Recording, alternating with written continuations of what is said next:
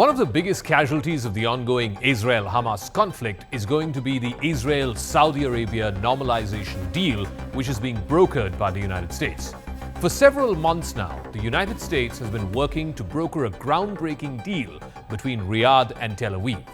This agreement could have reshaped the entire Middle East and also align with important American interests in the region. But it's not without its challenges, all the more so now after this ongoing war between Israel and Hamas. The potential deal is aimed at formalizing ties between Israel and Saudi Arabia, marking a significant departure from the past. Saudi Arabia has historically kept its distance from Israel because of the Israel-Palestine conflict and its long-standing support for Palestinian statehood. However, the dynamics have now shifted. Now Saudi Arabia is seeking security guarantees from the United States. In exchange, Saudi Arabia will recognize Israel diplomatically, especially for protection from its rival Iran. This also includes American support for a Saudi civil nuclear program and approval of sale of advanced weapons to the Islamic Kingdom. Israel, which is known for its technological prowess, for its military might, could actually play a pivotal role in diversifying Saudi Arabia's economy. For Israel, this agreement offers multiple advantages. It brings economic benefits, it enhances Israel's legitimacy in what is a predominantly Muslim part of the world.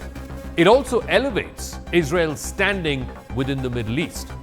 Now remember, this agreement, if it came to pass, would be after the historic Abraham Accords, which normalized ties between Israel, the UAE, and Bahrain. The United States has its own interests in brokering this deal. The growing influence of China in the Middle East is a concern for America. The US is hoping that providing security guarantees to Saudi Arabia will prevent Riyadh from cozying up to Beijing.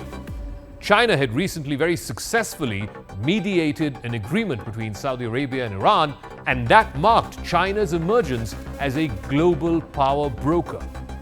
Now, since the end of the Second World War, in the last 75 years, this whole business, this whole role of a global power breaker was America's and America's alone.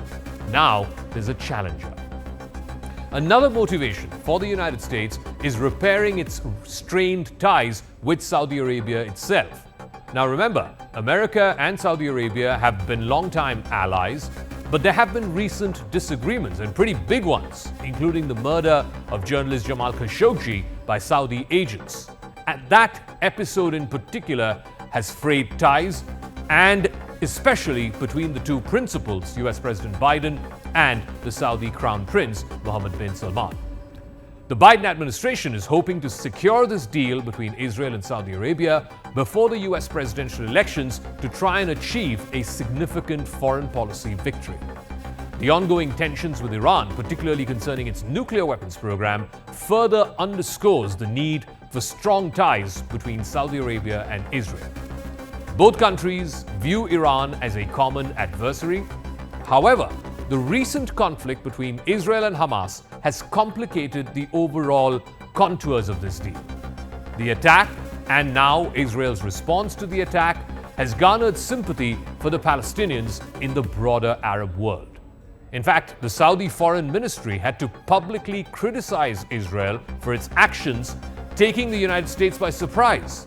It also raised concerns among American lawmakers, particularly on the Republican side, whether or not they should be supporting this deal in the first place. Now, this conflict has cast doubts on the immediate finalization of this deal.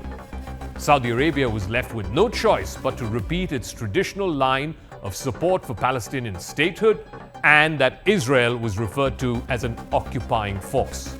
And that is precisely why Hamas carried out this attack in the first place.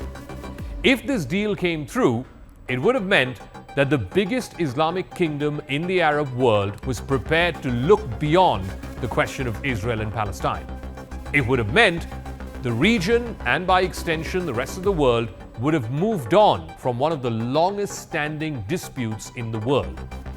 It's also worth noting that blowing up this deal wide open also aligns with the objectives of Iran even though there is no concrete evidence as of now that Iran was behind the attacks. Many in fact believe that Iran may have indirectly encouraged Hamas, perhaps even given it some logistical supplies to try and initiate the onslaught that we saw last Saturday. The potential Saudi-Israel deal represents a significant shift in Middle Eastern geopolitics. It's driven by changing priorities and geopolitical dynamics.